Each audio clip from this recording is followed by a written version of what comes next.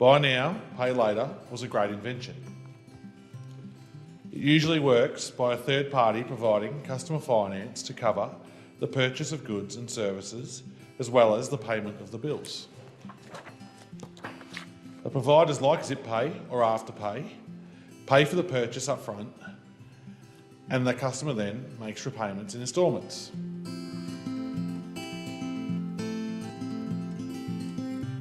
And I call the member for Hunter. Thank you, Speaker. I rise to speak on the Treasury Laws Amendment, responsible buy now, pay later and other measures. Everyone loves buy now, pay later. It's almost like the good old days of lay-by, but you get to take the purchase home straight away with you on the spot. When buy now, pay later came onto the scene through businesses like ZipPay and Afterpay, it boomed in popularity, and I can see why, Deputy Speaker. It's a massive help to be able to purchase something that you might not be able to afford on the spot and be able to pay it off in instalments but still have the ability to own the product on that day. And I know there are a lot of people and a lot of families, especially in my electorate, who rely on these kinds of payment systems to be able to get what they need when they need it. It's also great for our local businesses in the Hunter. It means that their customers can come in and buy things from their business without having to wait until the time where their bank accounts allow it. But this legislation is about making sure that those who use buy now, pay later, and those who rely on it are protected.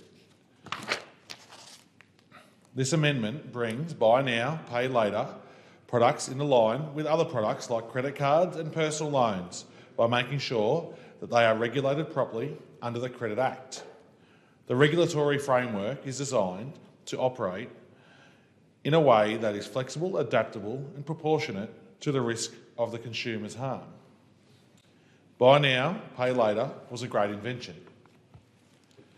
It usually works by a third party providing customer finance to cover the purchase of goods and services as well as the payment of the bills.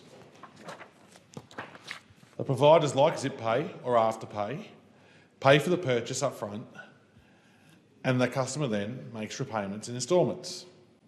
On face value, it's a great system which is helpful for so many people, Deputy Speaker.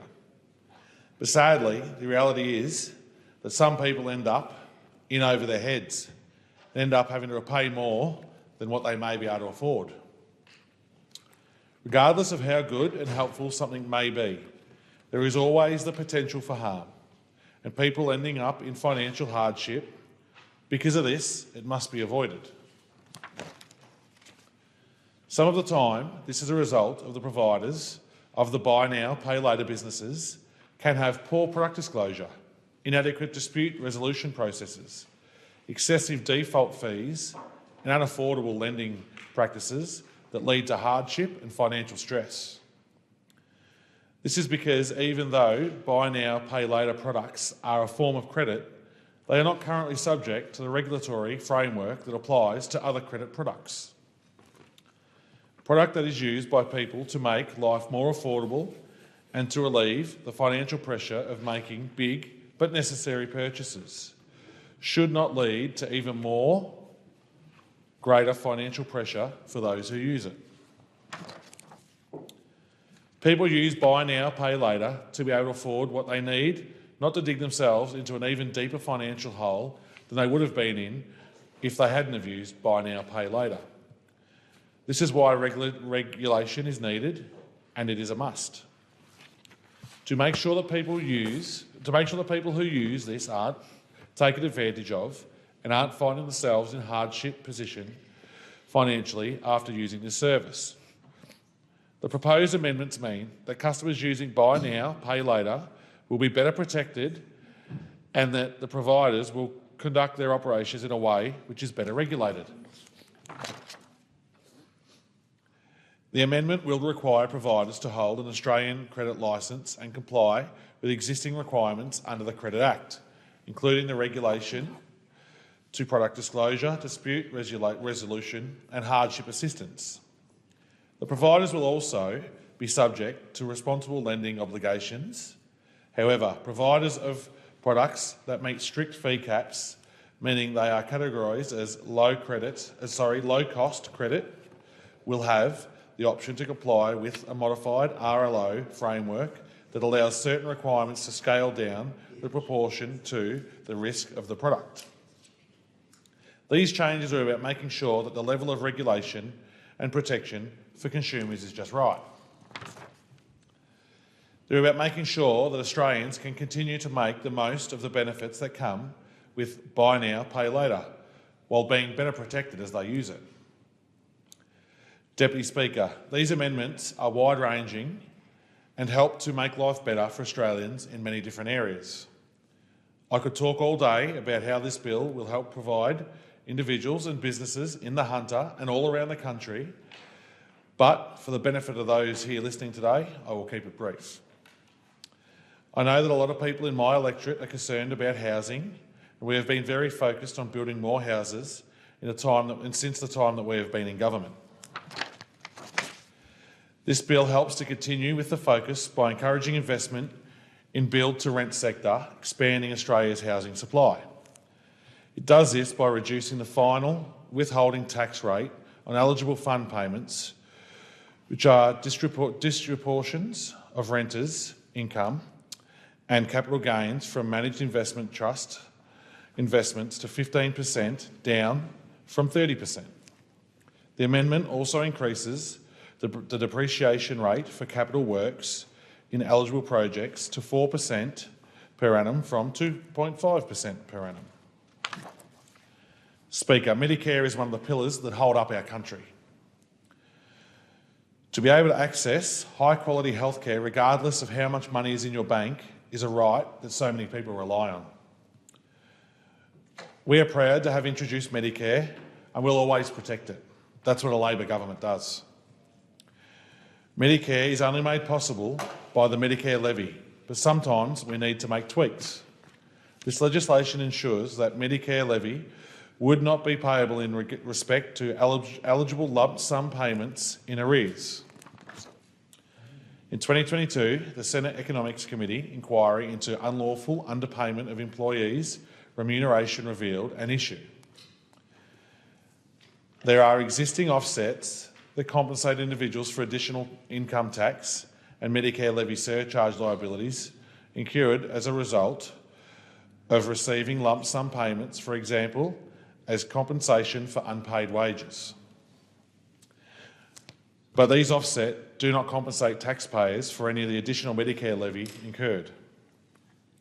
We are putting this right, and we expect that up to 3,400 individuals will benefit from this. Another change being proposed in relation to multinational tax transparency. In the election, we said we would make sure that big multinationals would pay their fair share of tax, and this change makes sure they will. It's not fair that multi-million-dollar companies pay less tax than a hard-working mum and dad in my electorate trying to provide for their families. And these changes are about putting this right, Speaker. We're also making changes to the deductible gifts to help encourage giving in the Australian community, which will be a massive help to all kinds of not-for-profit organisations and charities who rely so much on the generosity of Australians to be able to keep providing the amazing services and products that they do every day. Another area of these amendments focus on are our skills and workforce. The Commonwealth and states have agreed to strengthen the Australian skills through a landmark 5-year national skills agreement. The agreement sees national cooperation and strategic investment in our vocational education and training sectors. This means investment of up to $12.6 billion will help expand and transform access to the vet sector, support quality training and implement reforms to address critical skills needs. There are also proposed changes that offset something for our small businesses. I know that in my electorate there are a lot of people who own their own business, and we need to support them in any way that we can. That's why we're extending the $20,000 instant asset write-off by 12 months until the 30th of June 2025 to improve cash flow and reduce compliance costs for small business. This means that a small business with an aggregated annual turnover of less than $10 million will be able to immediately deduct eligible assets costing less than $20,000. This is great news for many small business owners in the Hunter and over 4 million small businesses across the country. Deputy Speaker, as you can see, this is a wide-ranging bill that touches on many different areas. But because of this, people in my electorate will benefit in all kinds of ways, from being better protected when buying now and paying later, to being able to get things that they need for their businesses through the instant asset write-off. There really is something for everyone. There are multiple changes being proposed, but they are also necessary changes. And I commend the bill to the House. Thank you, Deputy Speaker. I thank the member.